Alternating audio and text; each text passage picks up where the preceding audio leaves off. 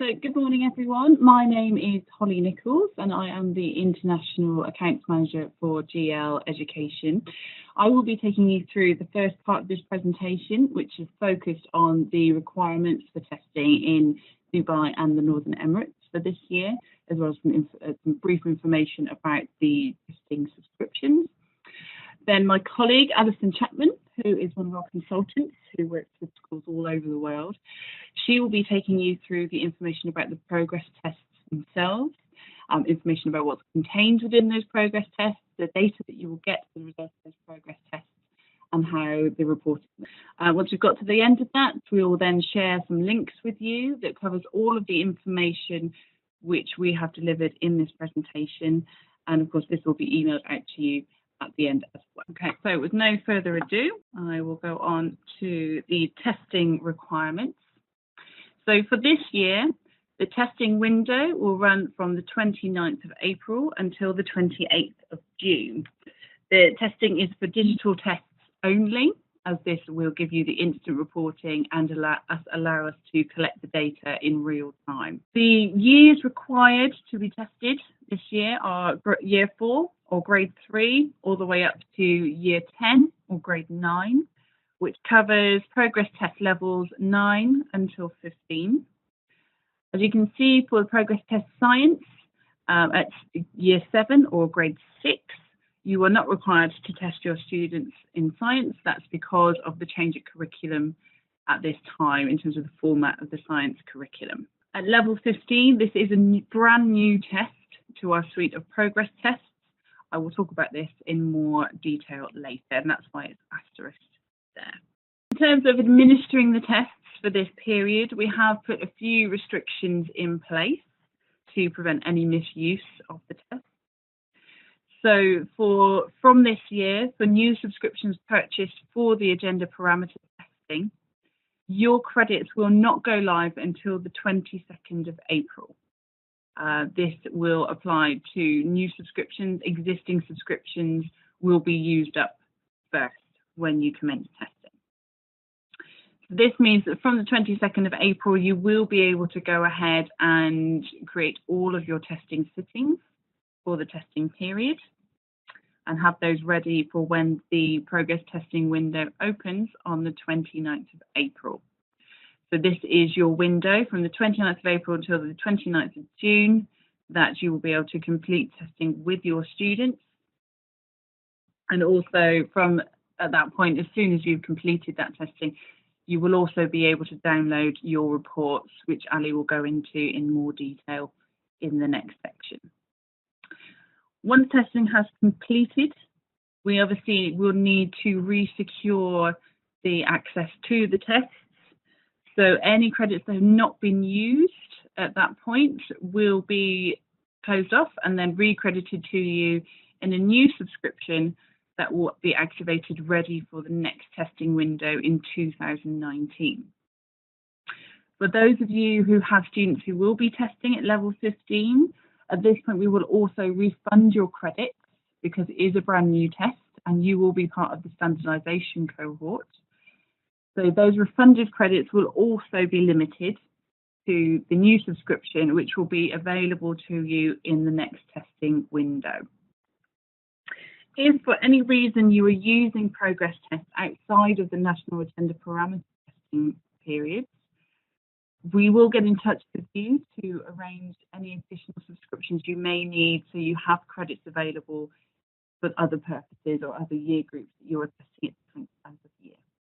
Okay, so from the 11th of September, once we've done all of the testing and all of your credits have been refunded, you will then receive your reports. So what you will receive are two sets of reports. You will get an international comparatives report for the progress test levels up to level 14. So this will be a summary of our findings based on the data we've collected at a high level through the testing period. And this is designed to support the analysis that you're doing at a school level, to give you some additional regional and international benchmarks to use with your current reporting. For the progress test level 15, because it is a brand new test, you will get a different set of reports. So you will get a different international comparator report. So that will be a summary of the results from the testing completed in this period. And then you will also, because there is no instant testing instant reporting even going to be available for Progress Test 15, because it's a brand new test that has not yet been standardised, what we will do is be sending you your reports via email in Excel format. So you will receive 2 Excel reports. One of them will be your raw data for your students' results that took the test. And then you will also receive some school overview analysis. One thing I must say is that those reports will be very different to those you're getting for the other progress testing levels. So do ensure you use them in isolation. About the level 15 test, we've developed a new level of test for the progress test, which is relevant to either grade 9 or year 10 students. The purpose of this level being available is to give schools an even more comprehensive picture of student skills and development. Obviously, at this point, that children are normally approaching examinations, so it gives you an extra set of data to work with and use to support them. Unfortunately, with any brand new test, we do have to go through a period of collecting the data to be able to standardise tests. So your students will be part of that cohort whose data will be used for standardisation. And that is why we will be recrediting you for every test taken at level 15. The result of this not being a standardised test at this stage is that you won't get the instant reporting through test 5 as you get for all the other progress testing levels. That instant reporting will be available for the 2019 testing period. So what we'll be doing is collecting your data, and then between September and December, we will be carrying out the standardisation. And then once that's complete, we will then be able to input all of the relevant data into the reporting so you can get those instant reports. For this year, because you won't have that instant reporting and they won't be standardised scores, you will have reported to you raw scores, and instead of stay-nines, you will get percentiles. So you will need to look at this data in isolation from the other levels of the test because it will be different. And these reports that I discussed earlier will be provided to you via email in September, so you will get all of that information. We do have more information about the progress test level 15 available, and that will be available to you in a link at the end of this presentation. Okay, so that's all from me.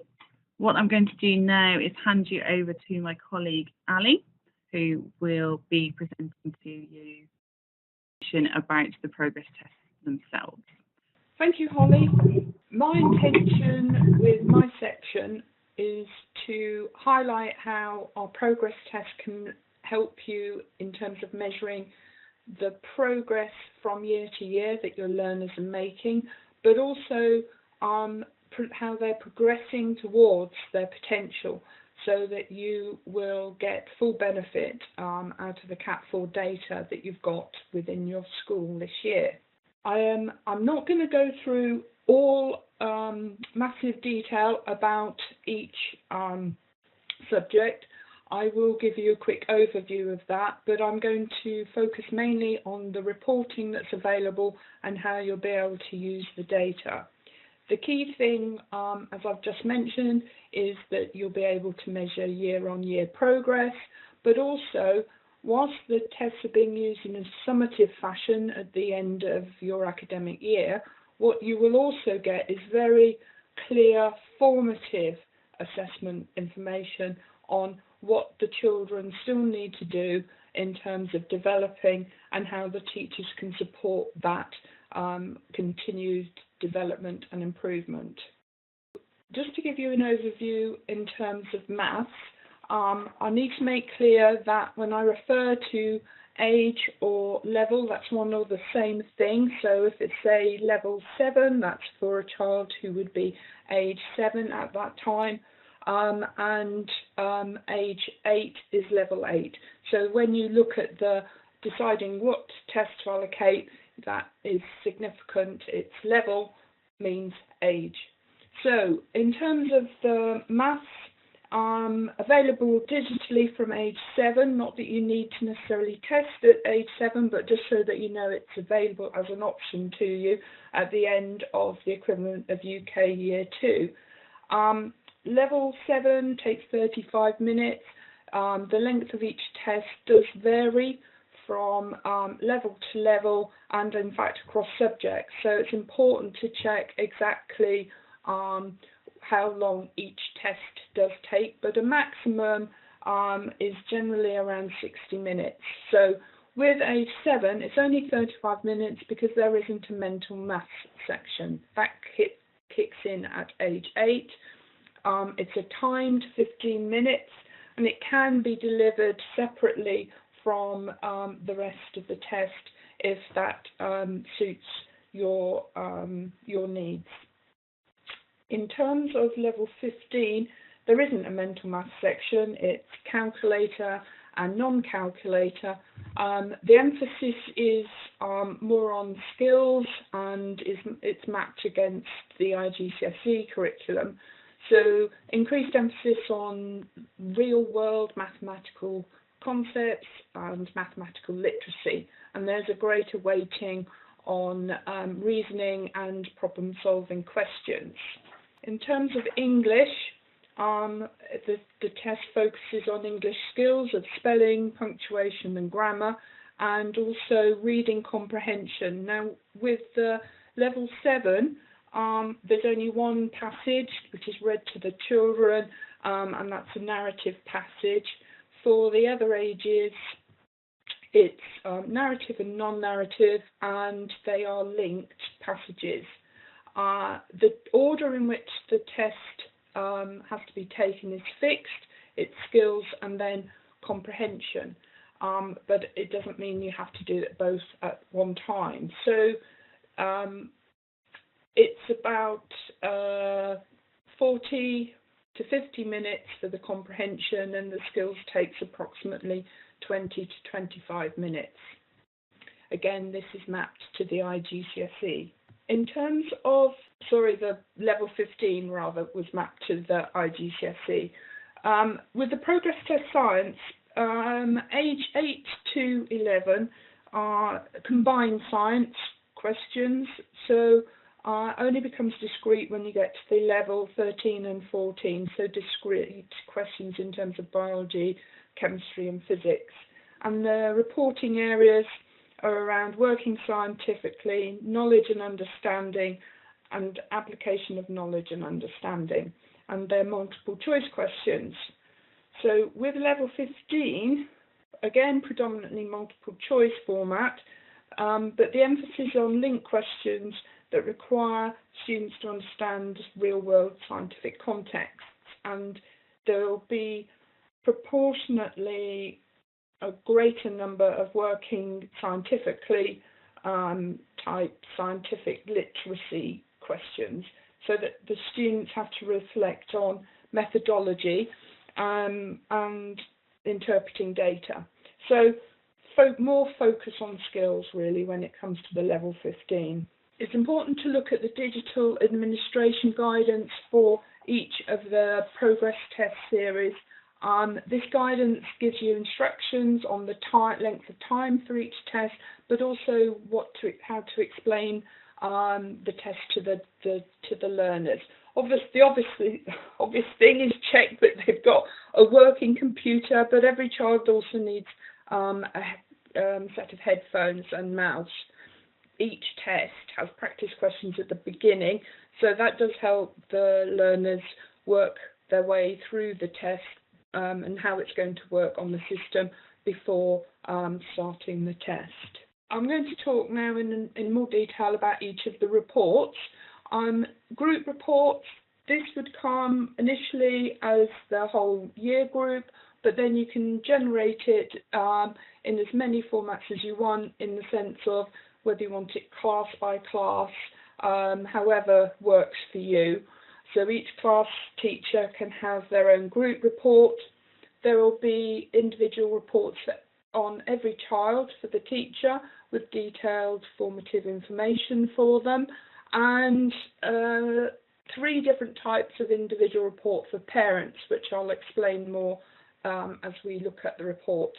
And finally, you get the Excel data as well. So let's look at the group report for maths. So what we've got here is a group report for maths where you will get scores that you're familiar with in terms of a standard age score. You've got an example here which shows how this child, if they sat this test 9 times out of 10, their score would be within this confidence band, so that they would get a score in this region in all of the times that they sat that test. You get an overall stay9, the national percentile ranking. So this child, there's only 7% that could have got a better score. So this child is doing really well. And here, where it says optional, some schools still want to hold on to the old levels at the moment whilst they gain confidence with the new national curriculum scoring. And so you can opt to have the report generated with either this level, or you can actually generate the report with the new end of Key Stage 2 indicator. So the score in terms of Key Stage 2 outcomes would be 94 compared with, as a result of this standard age score of 86.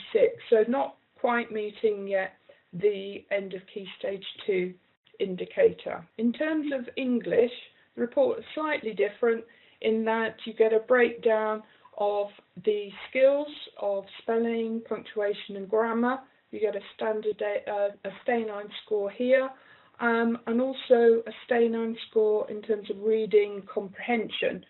So you're able to see, when we look at this child here, that actually their skills are not as secure as we'd like, and this is probably, well, definitely is impacting on their overall standard age score, and improvement here would obviously raise their standard age score in the future. In terms of science, again, slight differences, because in terms of the curriculum content, you get stay9, separate stay9 scores for biology, chemistry and physics. So this again would show strengths and weaknesses within this standard age score that's provided.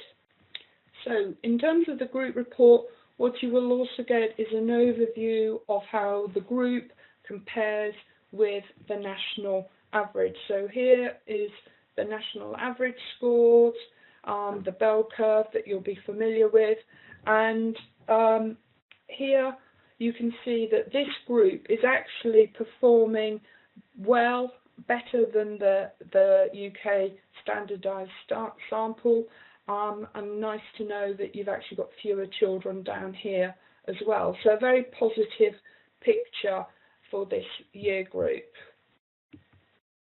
You also will get the analysis by gender. This is also available in terms of EAL, and also for, you could generate from the Excel data yourselves any other areas that you want to focus on. But looking here, in terms of gender, what we can see is that the girls are actually outperforming the boys at the higher end, and also that, the same as the picture on the earlier slide, how the group is performing better than the UK.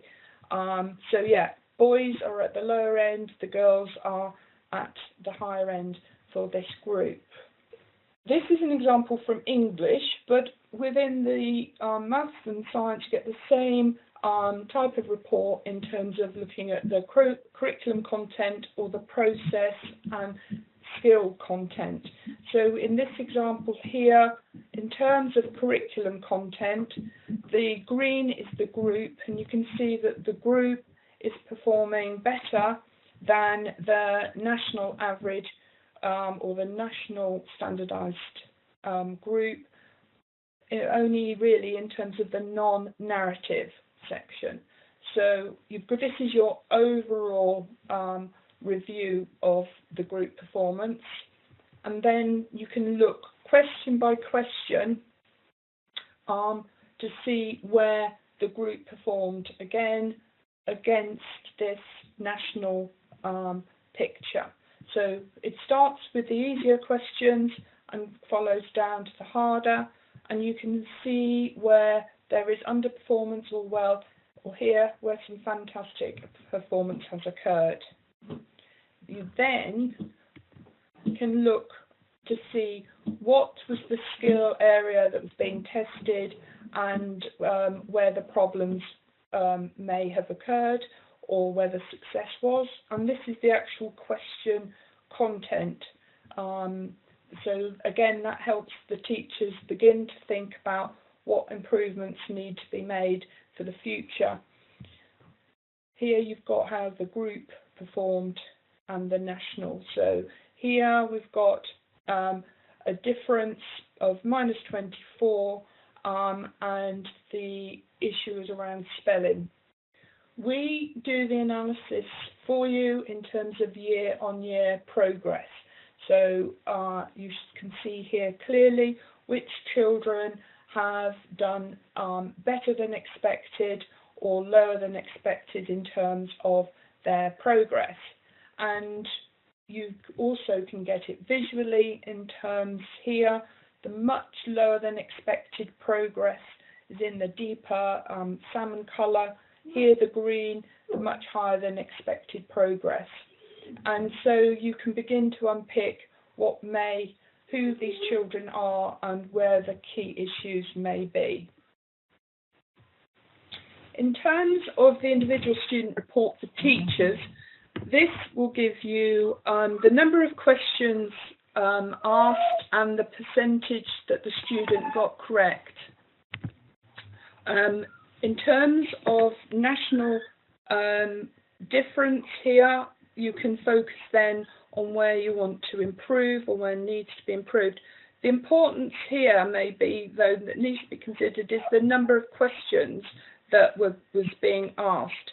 So here there was only 3 questions for complex inference, so not as important or significant within the overall test as other types of questions, but wow, didn't that child do really well?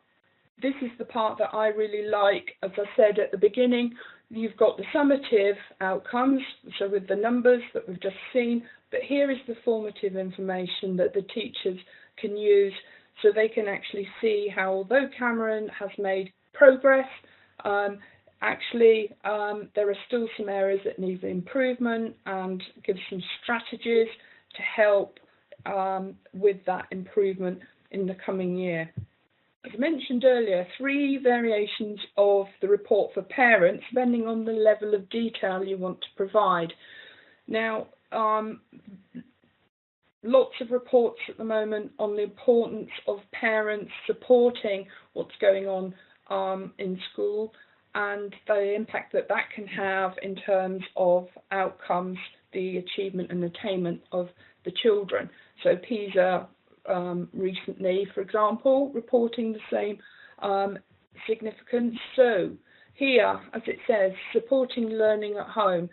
This is probably, if nothing else, is the bit that the parent should be given. Now, whether they're given it as a printout or whether this forms the conversation that the teacher has with the parents in their one-to-one conversations, but clear examples in a different type of language, you know, a parent-friendly language rather than teacher speak, to help give ideas on how the parents can be supporting and improving the learning when the children are with them. So, as I said at the beginning, we need to be able to check progress from year to year, and hopefully every child will have a nice upward trajectory in terms of their progress. But we also need to keep a track of how well their progress is in line with potential, and that, you know, if there is a gap appearing, unpick what that issue, what's causing that gap. So to give you this in another visual, in terms of progressed English, for example, we've got 2 children here with their ongoing standard age scores from year 5 to year 7, and student X is just doing nice and steadily. This may be entirely appropriate and could be seen as solid expected progress. And student Y seems to be doing year-on-year improvement, which is great news. But when you actually add their Cat4 data in, their potential data, we get a very different picture. So in terms of student X, we've actually can see that the child is overperforming or has made great progress compared with their verbal reasoning standard age score, and that in fact hopefully you could, as an example, maybe what has happened here is there's been some intervention in terms of their verbal reasoning, and you know, because they may be English would be the second language, so perhaps some intervention has gone on, and so progress is nice and steady. And actually we would have concerns about student Y because they are not yet reaching their potential, and so what is going on? So we provide you with this analysis in our free combination report. So this brings your CAT data and your progress test data together. So you can see Nancy, Cat4, verbal reasoning, 117. Her progress test English score is 134, so she's making much higher than expected progress. And again, in terms of the quantitative, CAT score compared with progress test maths, making higher than expected progress. We've got this visually as well, in the sense that progress test English score against their CAT verbal score. So these children are not making progress in line with their potential. So we've got too many children in this lower end here. We want to see far more up here. And this will highlight the children that fall into that much lower than expected category, or into the higher, whatever category they fall into. It identifies the children, and it highlights to you some questions that you might want to consider in terms of why that underperformance is. So, for example, what their attendance pattern is like. Some of the questions are quite obvious, but it does help staff consider what has been going on and begin to unpick the reasons why, which is what all good data should do, enable you to ask better questions. So we provide heaps of support. There's going to be more information about this that's sent through to you after the webinar, but I'm going to hand back to Holly at this point. Thank you.